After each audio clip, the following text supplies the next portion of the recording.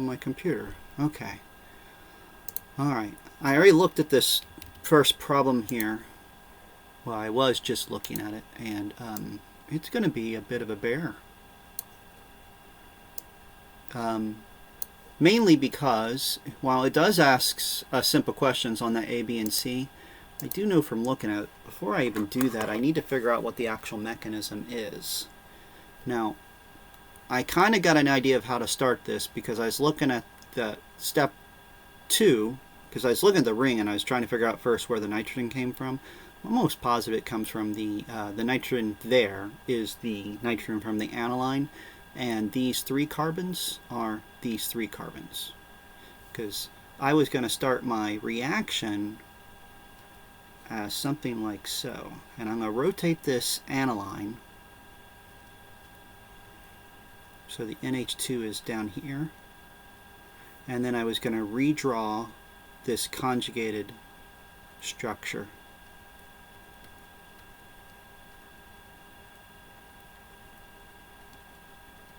Something like that.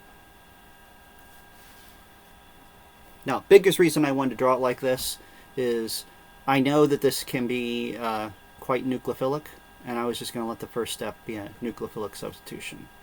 All right, and I am going to change ink color so I can show my arrows with red. So that will attack, that would pop up there, and I'm going to be okay with leaving this as an O negative.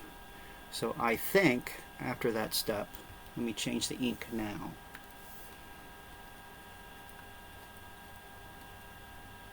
This would still be mostly aniline, but now we're going to have, excuse me, I'm going to leave it as NH2 positive, connected to that CH2, that's now single bonded to the CH, which is double bonded to this CH, which is single bonded to an OH. No, it'll be just an O minus.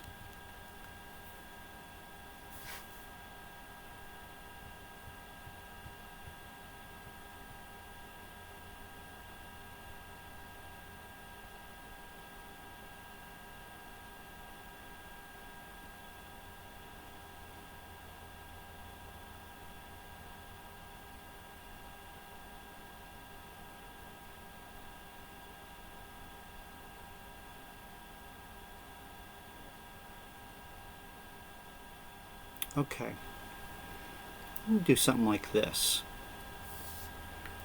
I'm going to let that attack there.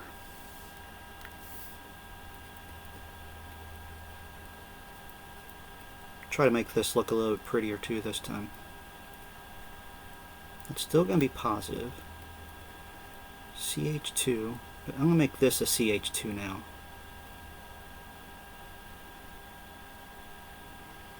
And take this back to double bond. And I'm going to draw this H over here now. So that's a 2 thing. We'll bring that back down.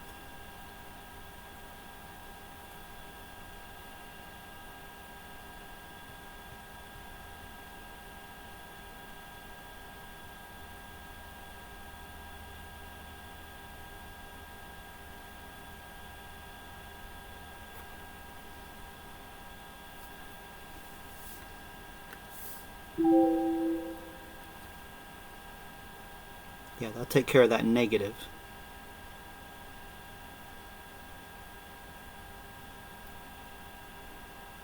And now I'm going to take this base and have it take one of these H's.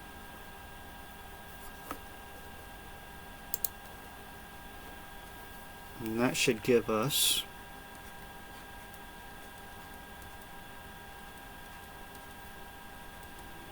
NH, CH2, CH2, carbonyl H. That's a better way to draw that.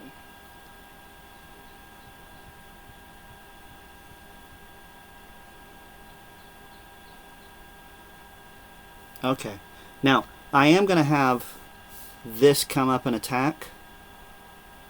I can't do that just to an aldehyde, or I can't easily.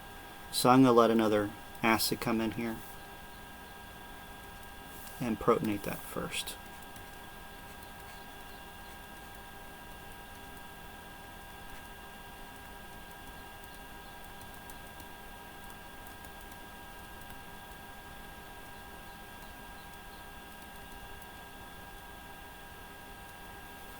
And now we can attack there.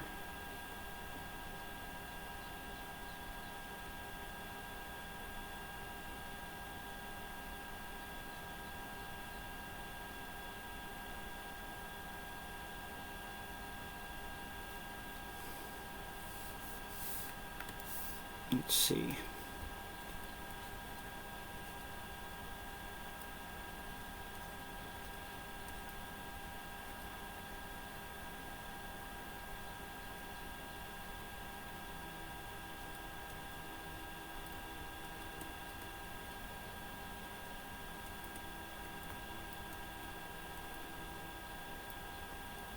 Technically that would have also still had an H, and we'd be making this a positive. But I'm going to take the lone pair that was on there and move it down here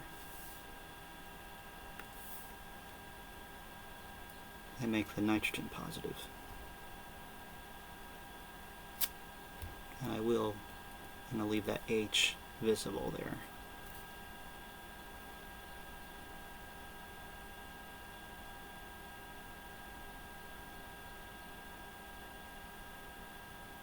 Alright, and now that base, I'm going to have it come back here, take that H off.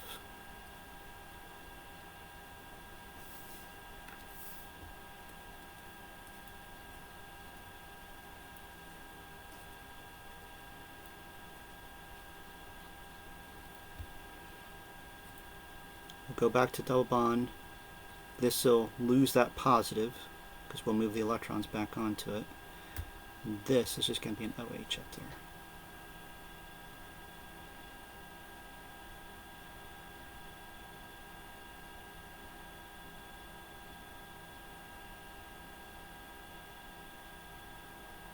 Okay. I bet this won't be that hard to do, but I bet if we just heated this up, we would do an elimination relatively easy, because that would be conjugated.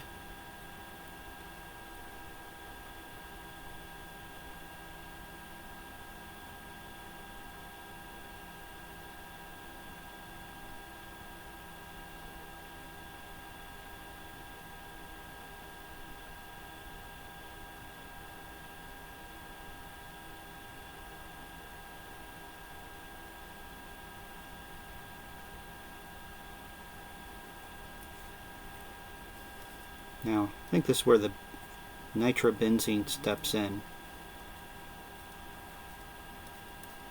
and finishes that oxidation.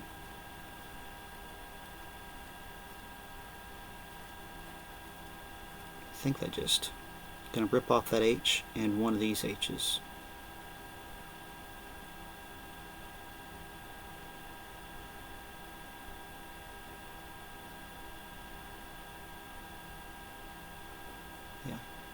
This is going to be water here.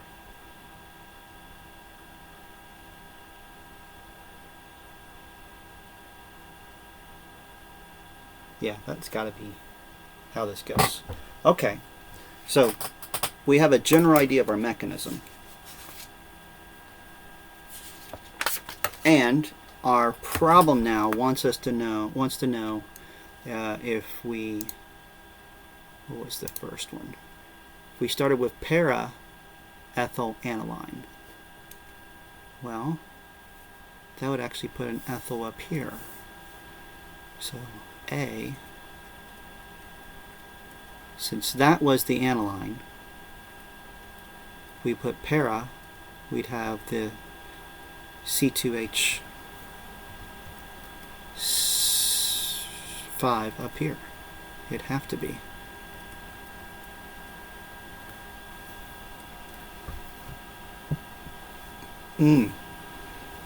Hexene 2-one.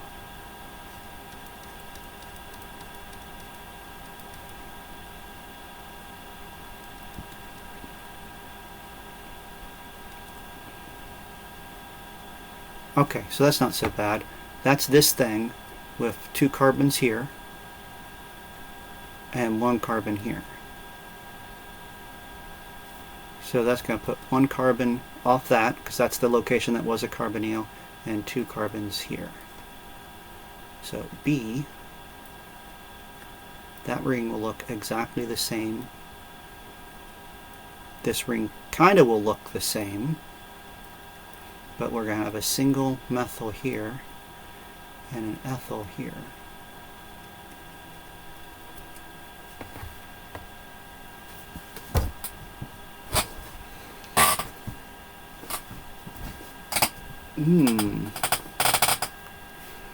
The last one, we got 2,7-diethyl 3-methyl.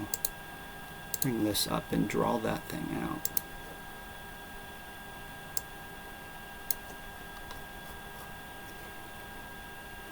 Alright, so quinine is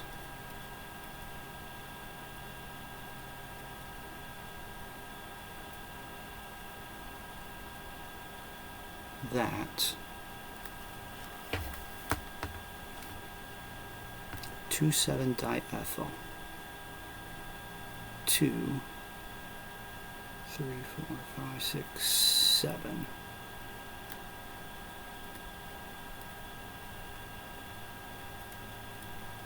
Two, 7, 3-methyl. Alright, so we want to make that. Okay, so the aniline that we want to use, have NH2 here, and over here we have a CH2, CH3, and our carbonyl species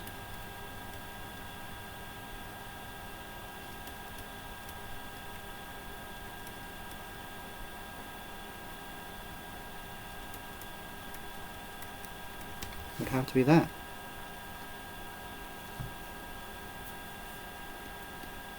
Specify the H there. Well, that's not so bad. So having that mechanism helps us figure out how we can make derivatives of it. And I don't see any reason why this would behave differently, because this is still going to be able to do a backside attack, and we'll still be able to close up that ring. Yeah. That's pretty neat. Alright. So 39. Propose a mechanism.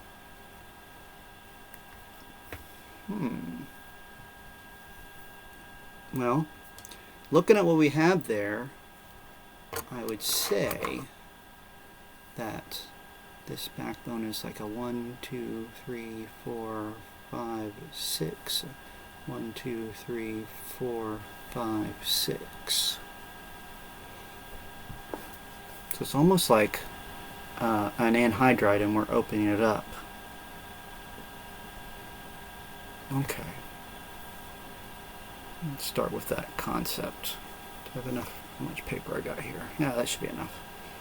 Alright, so I know I'm starting with this.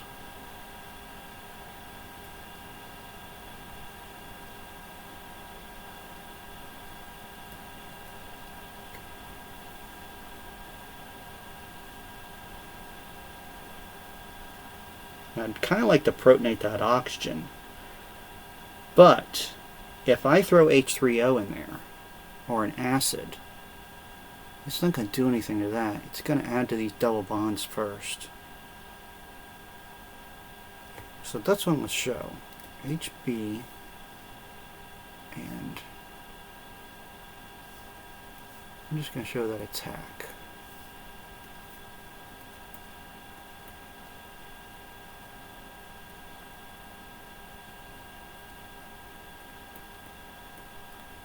That would stay intact, and H, make that positive. So H and H. This becomes positive. I'm going to move that there and make the positive there. So I will show that attack, and I'm going to show one of these lone pairs moving and making that double bond.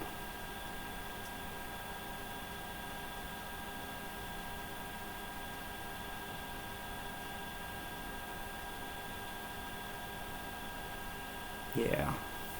Now we're just going to let some water or nucleophile do a backside attack. Hi, cat.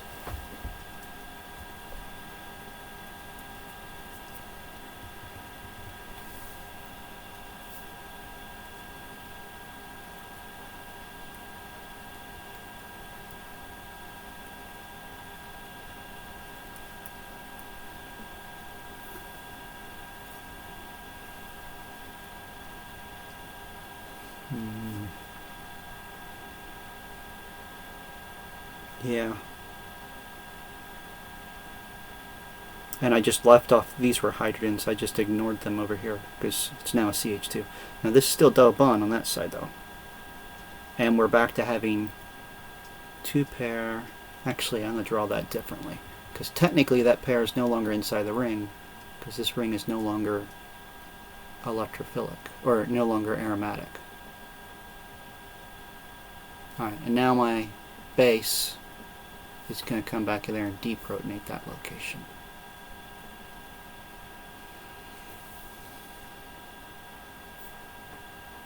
Giving us CH3,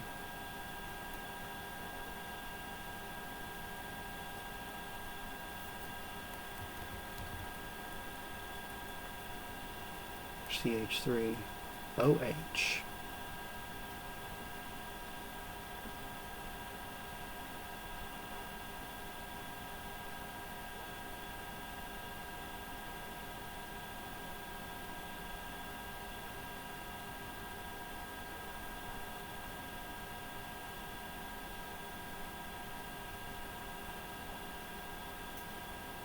Alright, now I think we have a situation where acid can come in here and now we can protonate that location.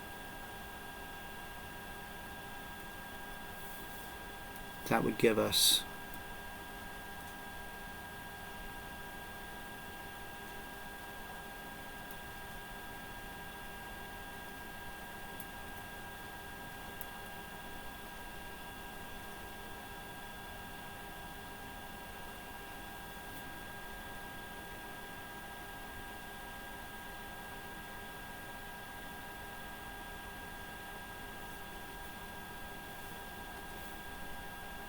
move that.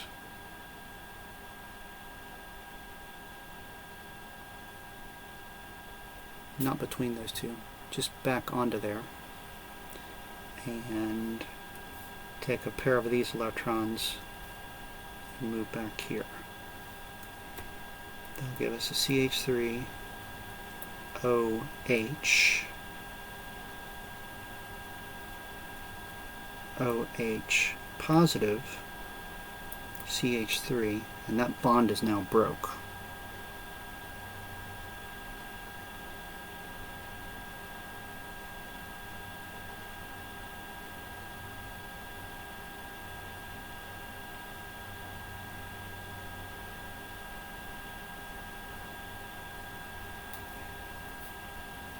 That's still double. So this is still double. Good, good, good, good. All right, I'm fine now.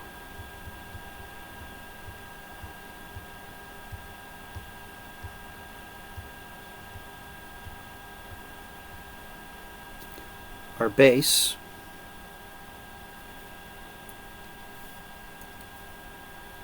deprotonates that. I'm going to draw this differently now. So I have a CH3, an OH double bond to CH2 to a carbonyl and a CH3.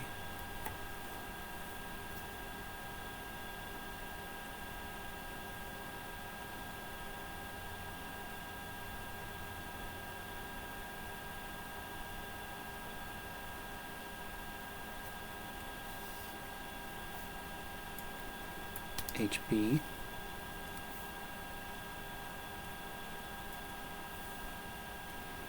giving us, it's very noisy.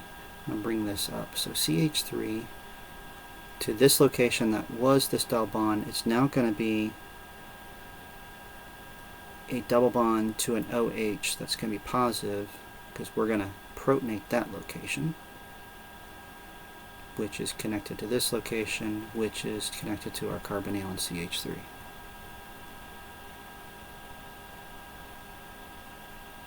And then our base deprotonates, giving us our final product. That's pretty cool.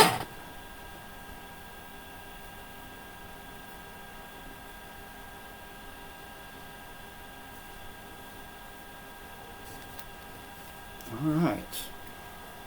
39B. Well, it's just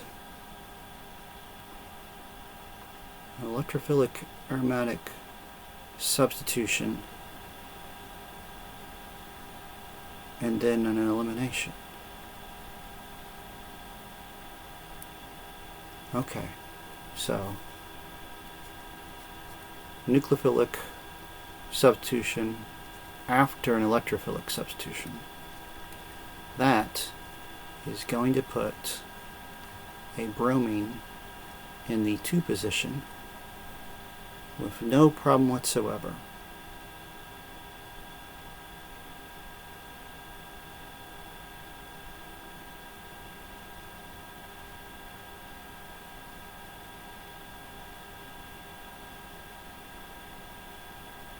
Now, if that had just been OCH3, I would expect they're trying to do nucleophilic substitution, but we're not necessarily doing that. Alright, so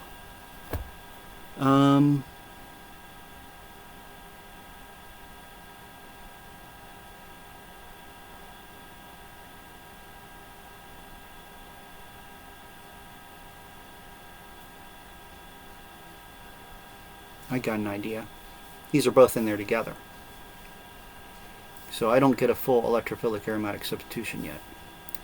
So at first, when this bromine goes on that 2 position, there's still a hydrogen on there, which would have made this positive, but I'm going to swap it so this location was positive, and then I'm also going to take 2 of these electrons and do that so the positive is there. Let me expand on this so we can see what I'm doing. That's going to work. Alright, so what I'm saying happens, and I'll do this in blue and then use red to show my arrows. Putting the bromine on here with the hydrogen, which makes that location positive.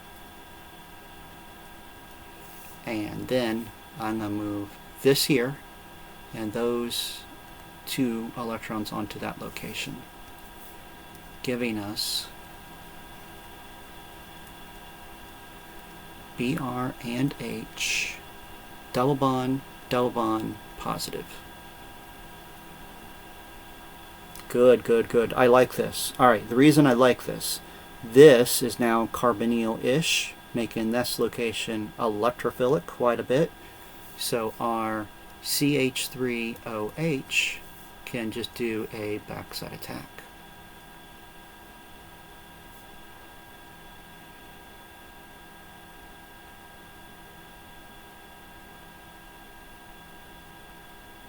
They'll lose that double bond. So we would have, that would still be double. This is still a Br and an H. I'm going to leave the H off now. And this would be an OHCH3, and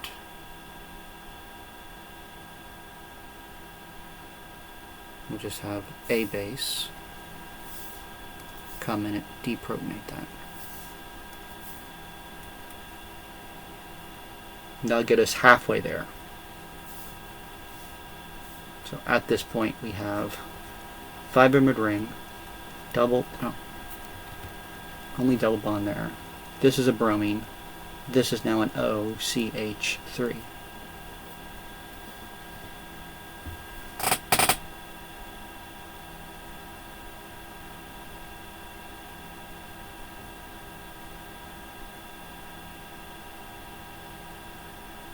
Okay, but alright, so I have this lone pair of electrons here.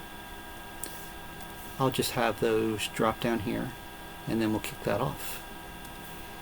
That should be a relatively stable carbocation. Well, cation, because that's going to put the positive there.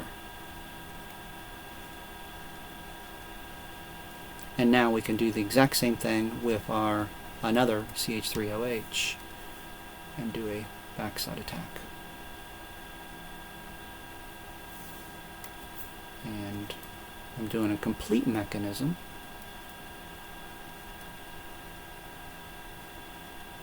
Go back to having a double bond there. This is an OHCH3, and I'll have my base come in there and deprotonate.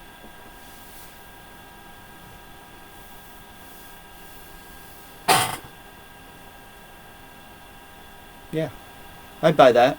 That'll work.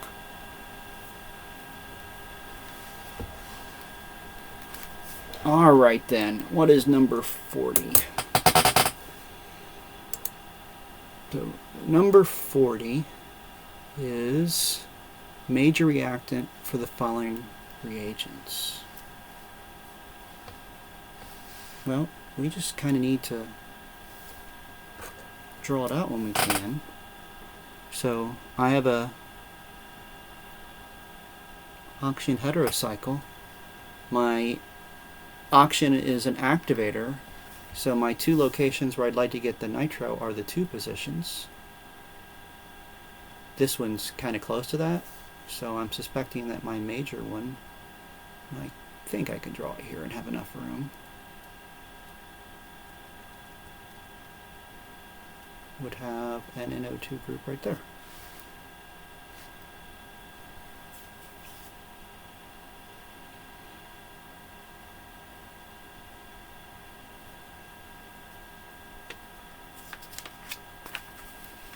Alright, B is going to be similar because it's a sulfur on it. It's deactivated though.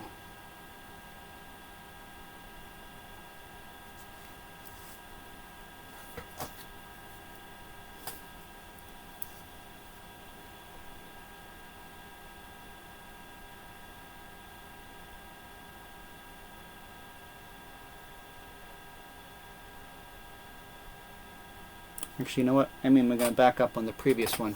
Pretty sure I got the right answer, but I want to draw out our transition states just to make sure. And what I mean by that, so it's either going to be one of these 3 locations.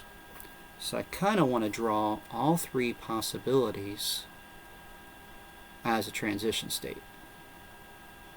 So if I were to attach the nitro group here, and I have the H still on there, that would make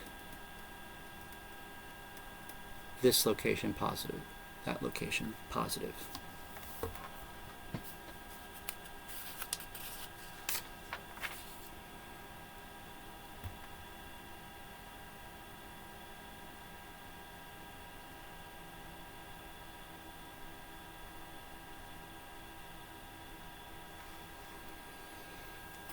To be quite honest, I don't like it mainly because of that being close to this thing that's already somewhat positive, but I do have some resonance structures that could help us.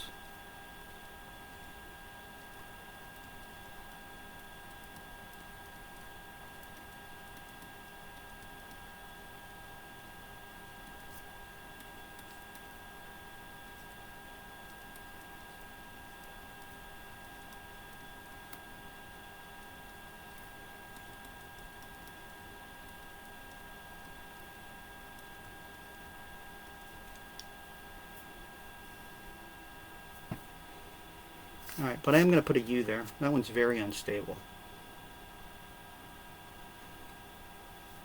Okay. Let's see if we do get better with it up here. I don't think so.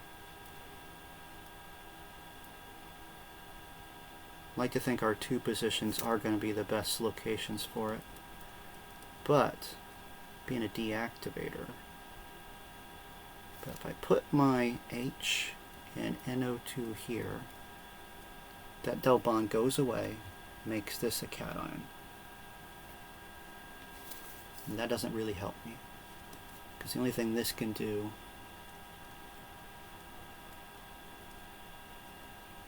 form a double bond with the O and make the positive on the O.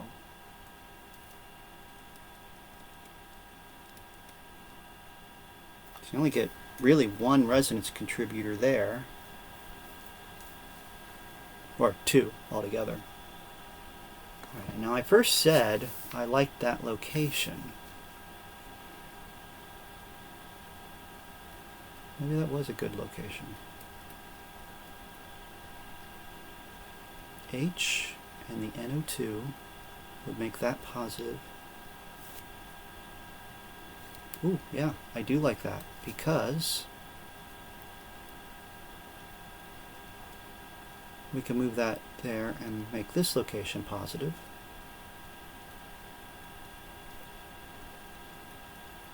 And we never put a charge right there on that acetyl group.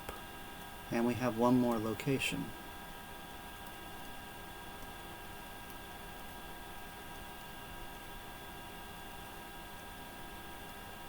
Put the positive on the L. Okay, so three contributing, or three resonance contributors that are all decent, compared to three where we have one the positive is near this. So I am going to go back with what we said, that C2 location is best, so I would expect our major product is indeed NO2 there. Alright, we're going to do that with B and C and D and E. Alright, so B, let me minimize that a little bit so I can see what B is. We're actually same type of thing with a sulfur there and a nitro group.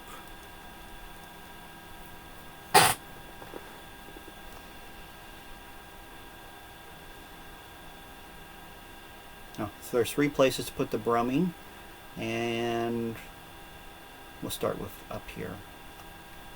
So I'm going to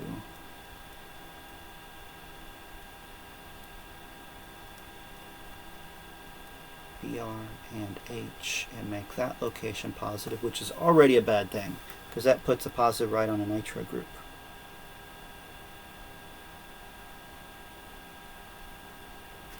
And about the only thing I can do to save that is take a pair of these electrons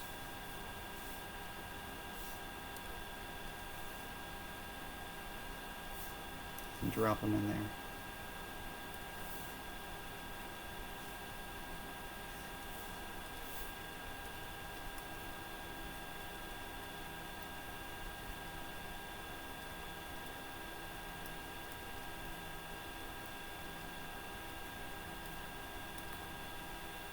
Alright, already thinking that's a bad location.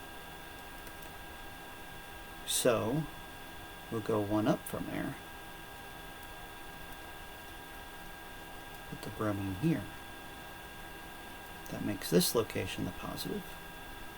That's still double bond. There's still a lone pair here. So we're going to swap with those.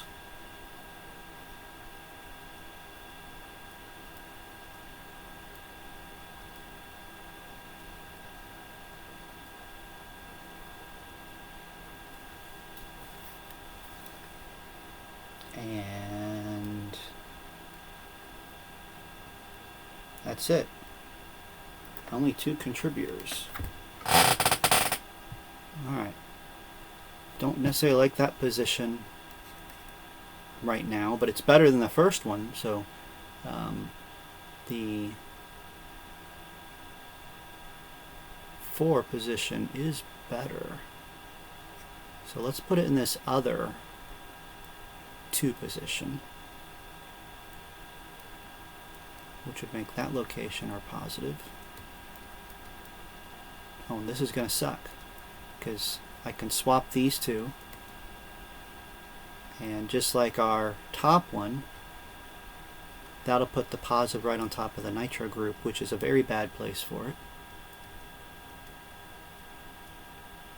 So that one's very unstable. I can get rid of it. by putting the positive onto the sulfur.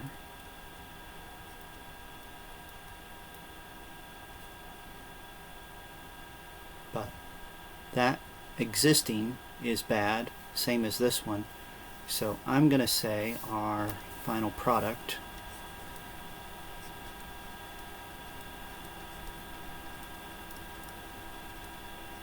is one that puts the bromine up there. Because we get two relatively stable, not a lot of them, but relatively stable groups. Yeah. I buy onto that.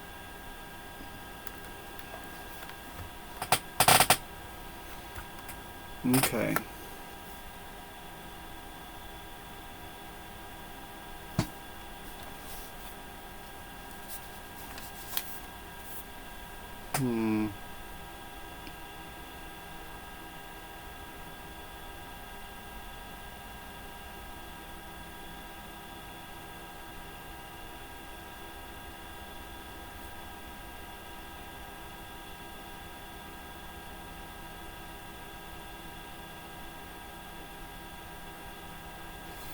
Okay.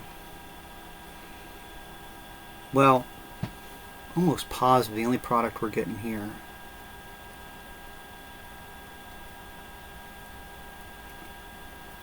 we're going to leave that nitrogen alone. This one will get that CH3 and become positive. Yeah, I'm going to go with that because those lone pairs being adjacent to this pi system, they're part of the pi system. So they're not a lone pair that's really available. If we were to try to get rid of those pair of electrons, we'd mess up the aromatic properties. So we're going to use just those lone pairs to add that methyl and make just that location quaternary. Good, I like that one. That one's easy. Okay, PCl3 is used to replace alcohols. So I am going to look at an enol derivative where this comes over here, the double bond that is, and the H goes over there, and then replace the OH with a Cl, giving us a definite aromatic ring with a Cl there.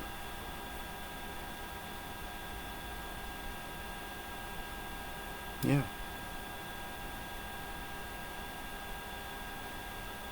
Alright, E's going to take some writing because the OH is going to create an enolate. And the enolate it's going to create, and it's simply because it's that pyridine ring, we're going to enolate that single carbon off of the ring.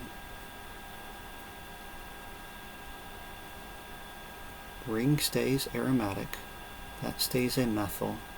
This would become a CH2. That's after the OH has been added. Alright, therefore, when we add that formaldehyde, we would expect a backside attack.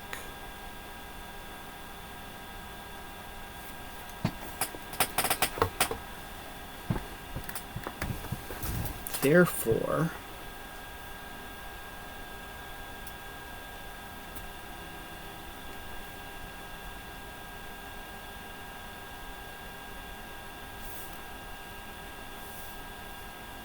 that should be on there. This is not affecting that. Yeah, because it's not an H. If it had been an H, that might actually interfere with us some. So all I'm expecting, I'm going to rotate this ring.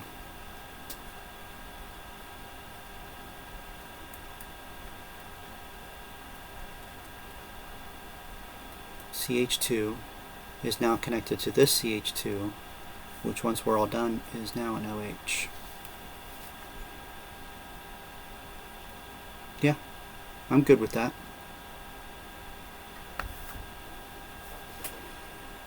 And what is F? A Grignard reagent.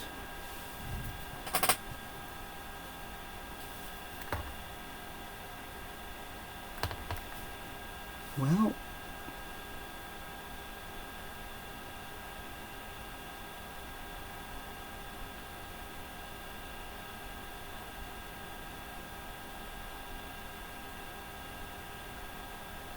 this is one of the things we don't want to do, because our H is going to come off there and neutralize that.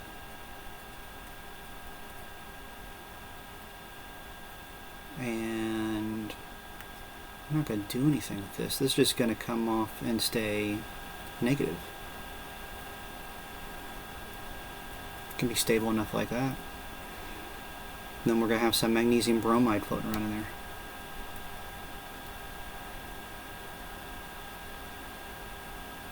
It's not going to balance out. So we're going to have magnesium and bromide. Yeah.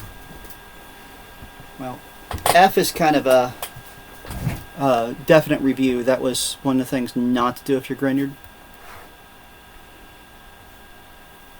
The ionizable proton will just attack your Grignard. Alright. It's going to react some acetophenone with phenylhydrazine.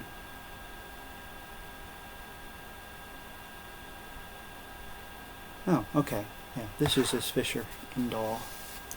Alright, so I'm going to start with this guy, forming an imine with that carbonyl. So, and bam, bam, bam. I'll just do NH. It's still going to be NH2. Now we'll lose one of our H's.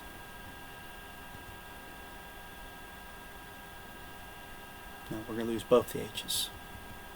And then we'll double bond where that carbonyl was. And I'll put the CH3 here, and I'm going to do this as just a pH. Yeah, I'm making an imine. Both hydrogens go with the oxygen, and we will have released water here as well. Okay.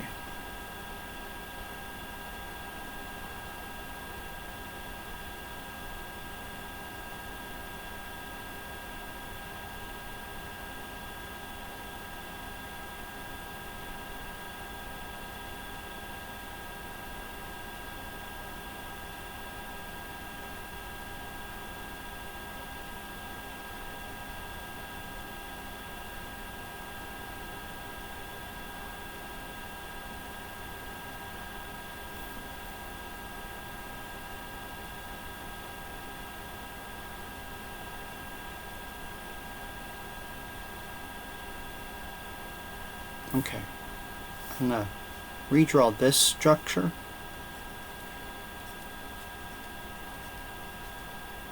So we get the orientation looking right. So I have the NH to the N, double bonded to the carbon, to a CH3 up here, and then the phenyl is over here out of my way.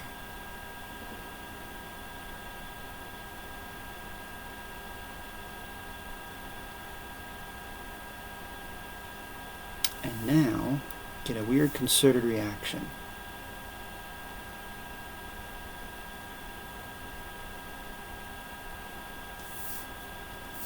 I need this lone pair drawn. So, we are going to move this up here to form a lone pair, move that lone pair to form a bond. That breaks this bond, still double bonded to this carbon.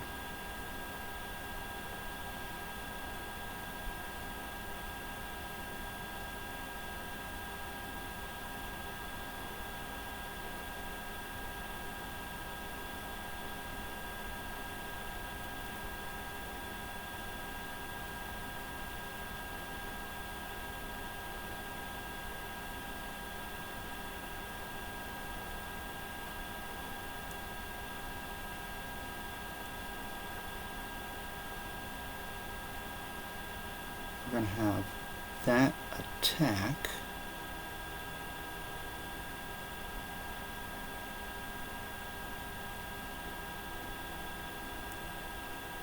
because this is going to be a double bond, forcing this to go up here.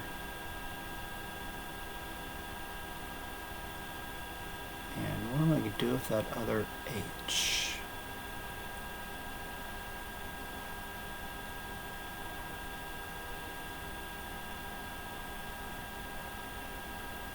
Let me see this.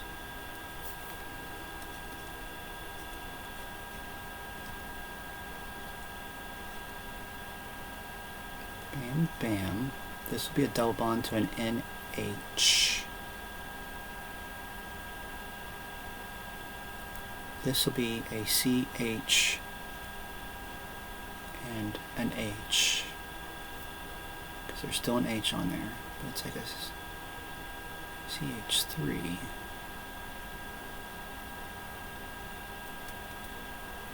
N. Phenyl.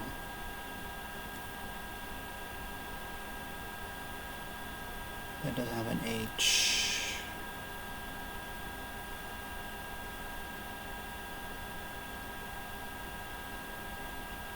Alright. I'm going to back up. This is going. I see what I need to do here. So right here, I'm going to do like an enol type thing. And I'm going to NH, single bond NH, single bond C, double bond to a CH2 and pH.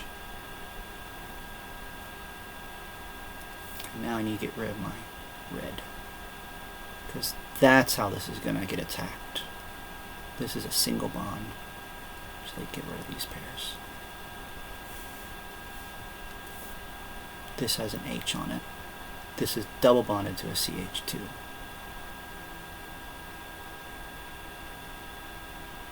Yeah, but I still have this move over here. No. Same thing. So this move up to on top, and the lone pair that was on here form my double bond. This attacks here, and this comes over there. Still gives us the exact same thing. But I have an H on that location, and this location is just a CH2.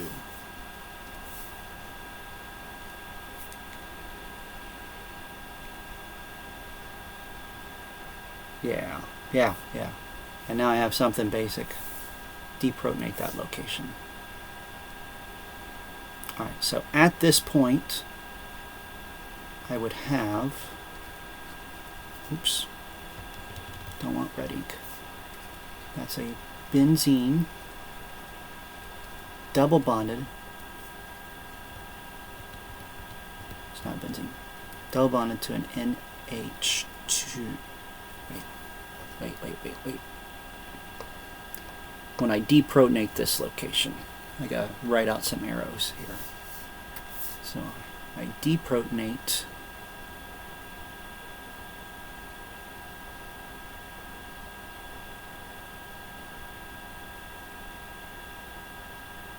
those electrons are coming down here.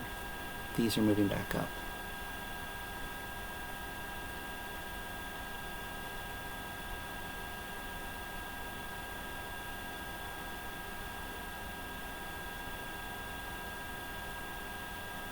Yeah. Alright, so this is now a single bond, still just an NH.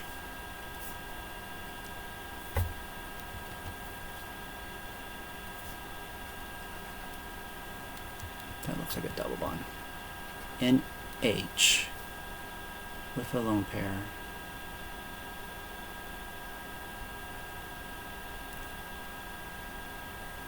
Double bonds back.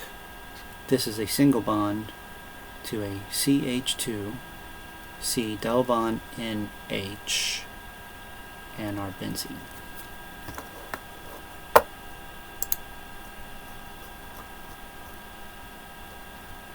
CH2C. Yeah. And we're going to have an HB reprotonate this thing.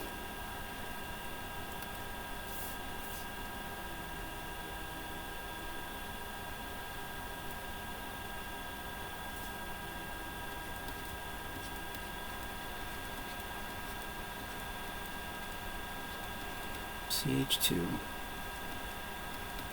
NH, benzene, NH2.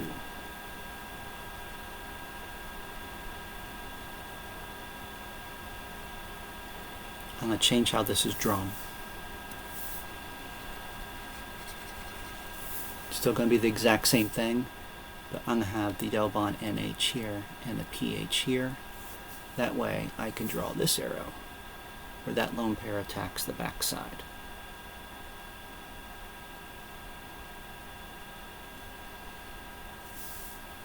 Giving us our 5-membered ring. With a nitrogen here connected to that carbon, just connected back to the ring, and this carbon is a single bond to an NH and a single bond to a pH.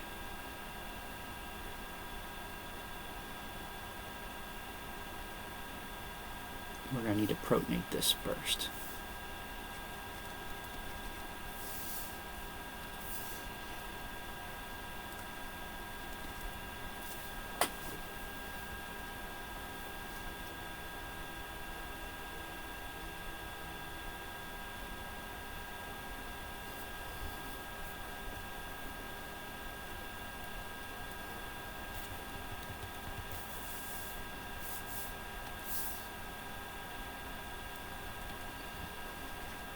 Have our base come back in there and deprotonate that location. Giving us, I'm running out of space. It'll be a full benzene, just an NH here, pH, and an NH2. Now I just need to get rid of that NH2 and I'm kind of done. So let's HB it, turn it into a good leaving group.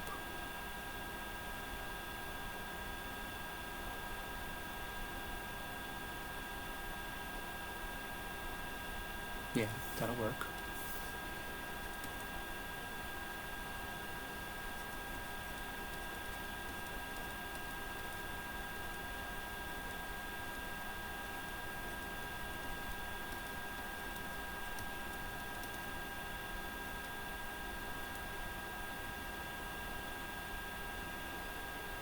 This will take those electrons when it leaves.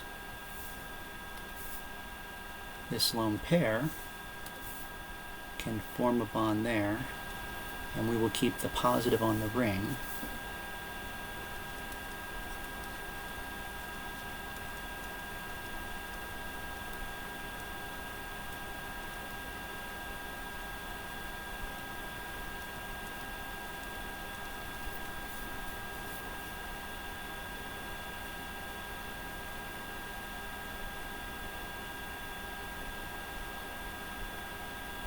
We're not going to deprotonate that H there.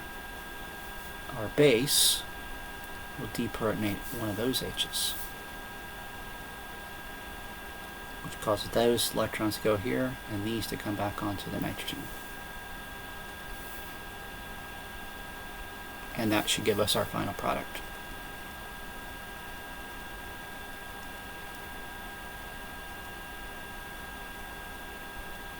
That's a nitrogen. That's a benzene, and there is a double bond right there. Ooh. We got some fun find your mechanism questions this time.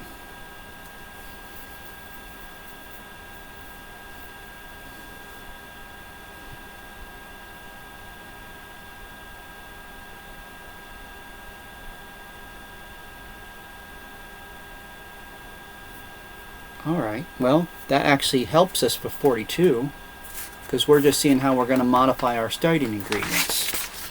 So, if I just want 2 carbons off that end position rather than a benzene, I'm just going to start with the same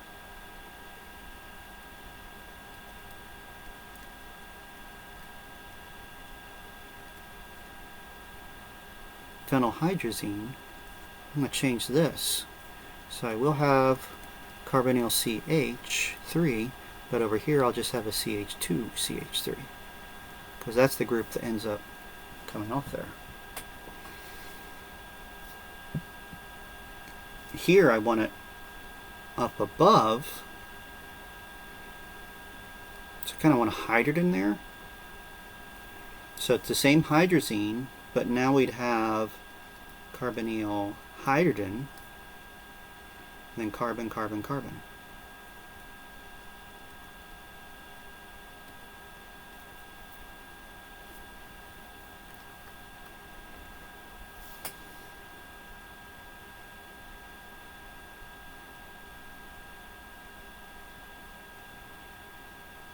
Yeah. Alright. This next one's going to be a little bit easier if I go in here with this highlighter and mark which of these, when we're all done, is the carbonyl. And it's specifically that location was the carbonyl, right?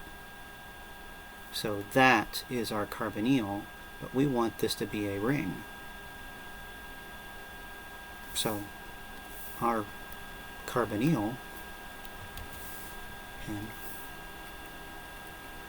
must be just part of a ring. Now,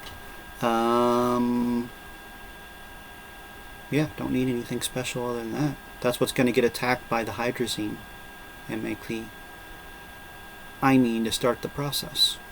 So yeah, phenylhydrazine will work on all these, just changing what the carbonyl compound is. Okay, 43.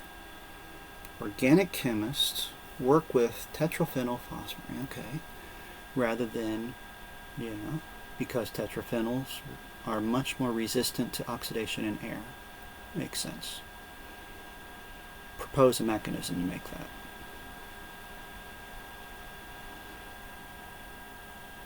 Jeez.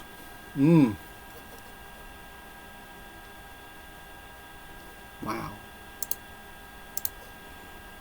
New page. Well, let's at least start it, because I know what the first reaction is going to be. We are just going to see I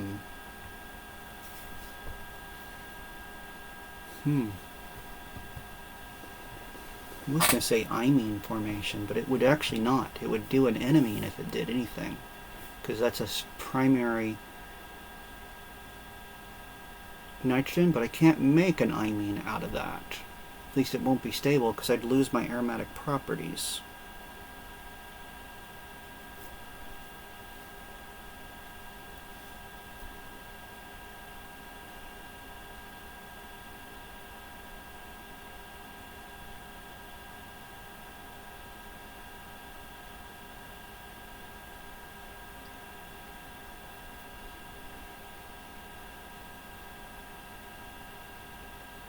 Okay, so BH3THF used to put OH onto a double bond or as a Lewis acid. So I'm going to guess that my first thing is I'm going to make this carbonyl more electrophilic.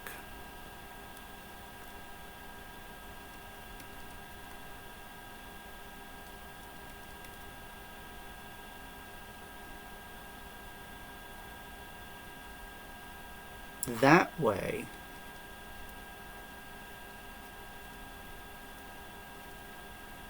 I can more easily attack. So I think, let me draw this and then look at what we're making. That would give me, this is still benzene. This, I'm going to change it to just a CH, because it's going to have an OBF3 on it. And that's going to be attached to my nitrogen ring in that 2 position. This is positive. This still has an H on it.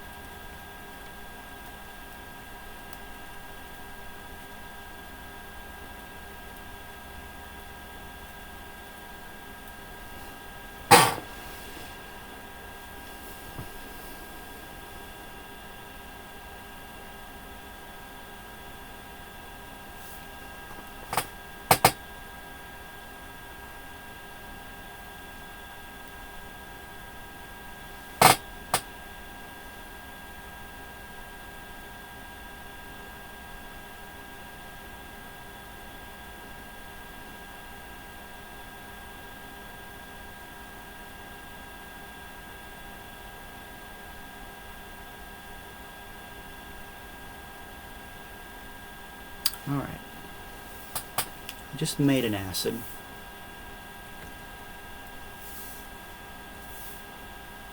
I'm going to destroy it. I'm going to turn that into a good leaving group. I think rather than jump all over this place.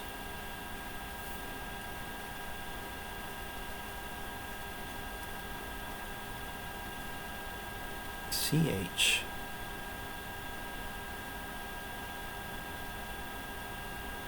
Yeah, I am going to draw this.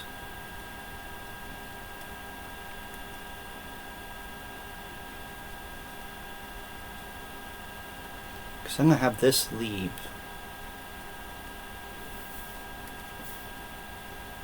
And to stabilize it, move this back here, this up there, and one of these pairs of electrons on that nitrogen are going to move here, giving us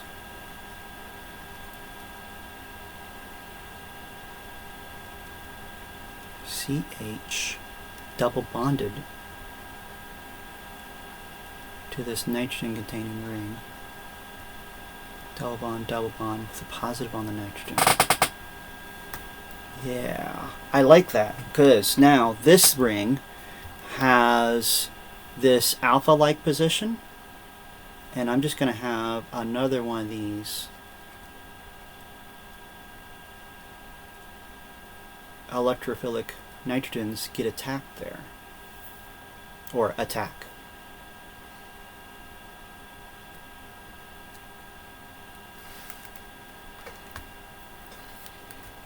All right.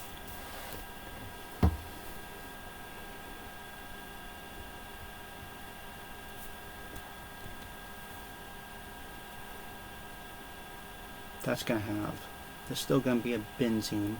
Here in a bit, I think I'm going to start labeling that just a pH. I don't think it's going to enter into our reaction at all. We're going to lose that double bond.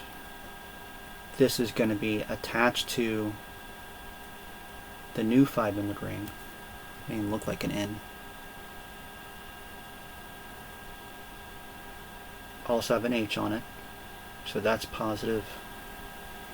Over here, we're going to go back to single bond, and that positive is going to, it's going to go up here, boom, boom, boom, go back away. Let me draw this out a little bit more. So when that attacks, this goes here, that goes there, this goes back on top of the nitrogen.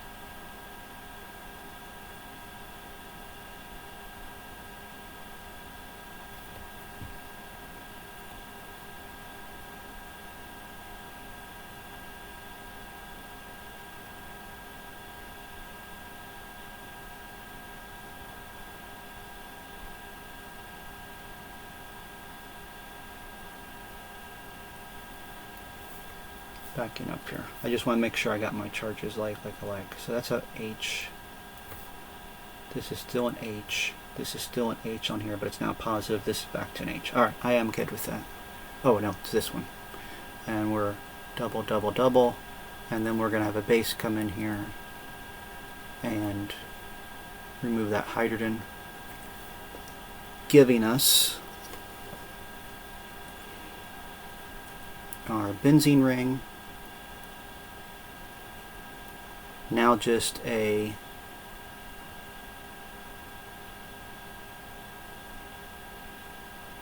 there's going to be a CH connected to one of our rings.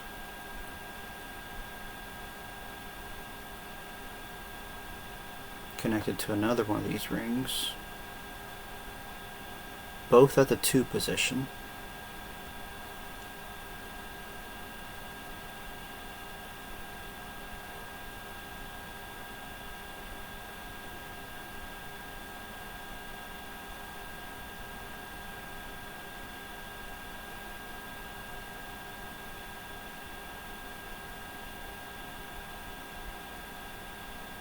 I'm going to redraw this thing.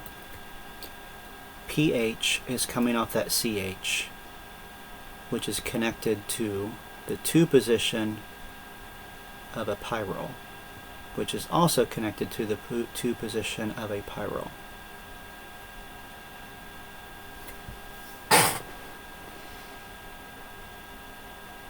And I think we're going to kind of repeat those steps. Get kind of a polymer here going.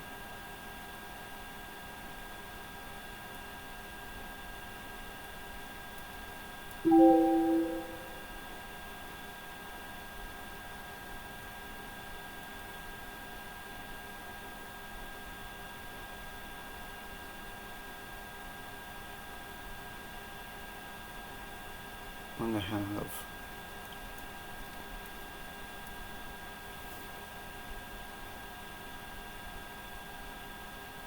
and I don't see any reason why we couldn't get that to now reattach with this.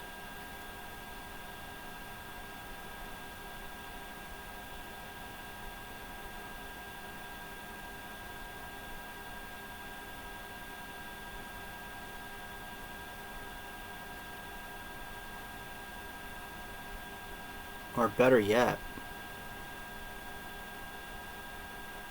yeah, so if we used benzaldehyde instead on that last step. So we're going to repeat this, but one more time, but instead use like benzaldehyde, because that would make this location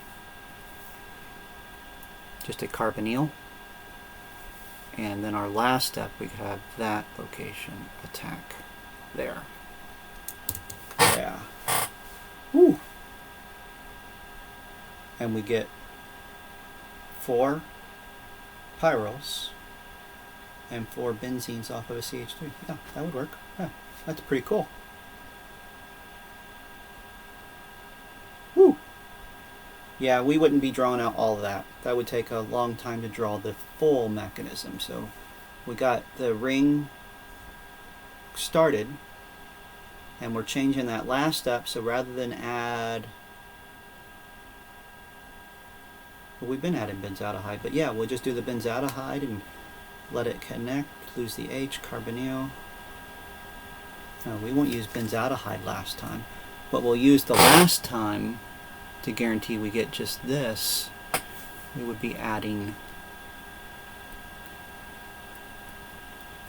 maybe an OCH3, because then we'd lose that and just have the carbonyl in its place. Yeah, that's a pretty clever one. All right, we're out of time, so we're stopping there. Let's see, we got 44. That's it, and we are ready to start the next chapter. All right, thank you, folks. Have a good afternoon.